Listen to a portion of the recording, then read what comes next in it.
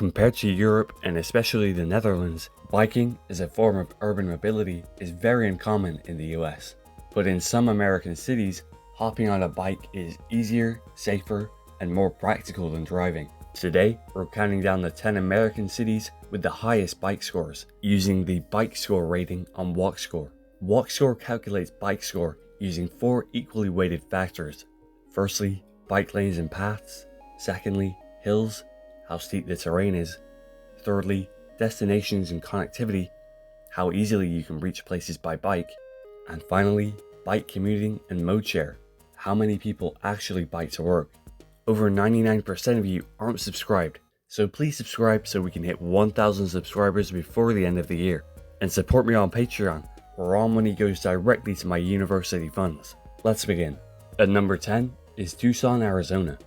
You might not expect a desert city to be on this list, but Tucson has become a cycling hub thanks to its flat terrain and year-round warm weather. The city has over 130 miles of dedicated bike paths, including the famous Loop Trail, a 130-mile network that circles the metro area. At number 9, Philadelphia, Pennsylvania.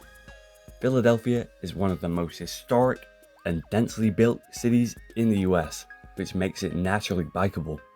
With a bike score of 67, the River Trail and Spruce Street bike lanes have improved cycling in the city, though traffic and narrow streets remain challenges. Still, with more than 440 miles of bike lanes and trails, it earns its place at number 9. At number 8, Seattle.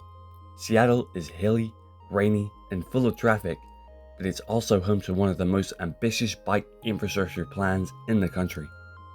The Seattle Bicycle Master Plan aims to build nearly 500 miles of bike routes.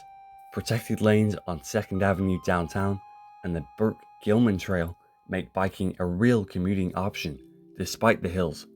At number 7, Denver, Colorado. The Mile High City has invested heavily in bike infrastructure, building out more than 200 miles of on-street bike lanes and 85 miles of paved trails. What sets Denver apart is its integration of bike commuting with public transit. Riders can bring bikes on buses and light rail, and the city runs on B-Cycle, one of the nation's first large-scale bike-sharing systems. With its relatively flat downtown and trails connecting into the surrounding mountains, Denver makes biking both practical and scenic. At number 6, San Francisco, with a bike score of 72. This one surprises some people because of the city's famous hills. But San Francisco compensates with a dense, compact layout, an extensive system of bike lanes, and shared streets. Its Bay Area bike share system, combined with regional transit connections like BART and ferries, makes biking part of a broader, multimodal network. And thanks to the city's mild climate, biking is viable year-round. Hills remain a challenge, but for many residents, e-bikes have made them manageable. At number 5, Washington, D.C. The capital has been a leader in promoting cycling, with a fast-growing capital bike share system and a growing network of protected cycle tracks downtown, with relatively short distances between neighborhoods and a climate that allows for pretty much year-round cycling.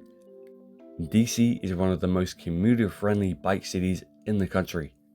It's also an example of how federal and city governments can cooperate to make cycling safer and more accessible. At number 5, Boston, Massachusetts, also with a bike score of 73. Despite the city's reputation for chaotic drivers, Boston is actually highly bikeable thanks to its dense urban fabric and relatively short travel distances. In fact, it's often faster to bike than to drive across the city. Programs like Blue Bikes, plus investments in protected bike lanes along major corridors, have only boosted Boston's rankings. While the city's winners can be a challenge, Boston's universities and young population have helped foster a thriving cycling culture. At number 3, New York City. While many think of endless traffic jams, New York is also home to one of the largest urban bike networks in the country, with over 1,200 miles of bike lanes. The rollout of City Bike, the city's bike sharing program, has also transformed how people get around. A big part of New York's bikeability comes from density. There are simply so many jobs, stores, and amenities within a short ride.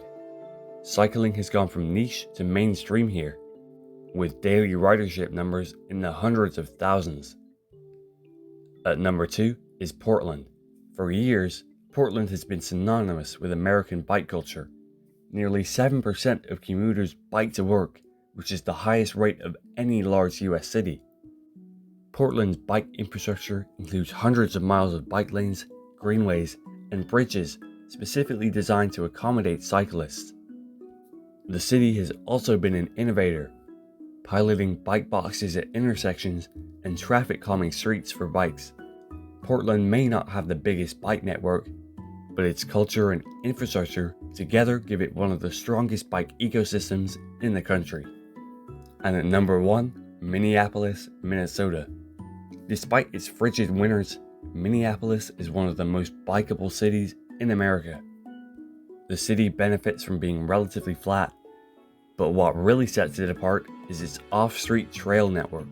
The Midtown Greenway, for example, is a 5.5-mile long bike highway cutting through the city, completely separated from cars.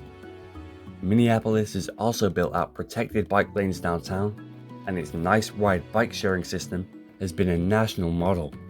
Even in January, many hardy Minnesotans still bike, proving that infrastructure and culture matter as much as weather. So while most of America may still be dominated by cars, these 10 cities prove that cycling is possible and thriving in the right conditions. Infrastructure, density, and culture all matter, and as more cities adopt these lessons, the list could look very different in the next decade. Some cities are finally starting to realize that implementing more European-style biking infrastructure is beneficial for everyone, even drivers, as more people are off the road. Thanks for watching. If you enjoyed the video, please subscribe and support me on Patreon for early access to videos and more.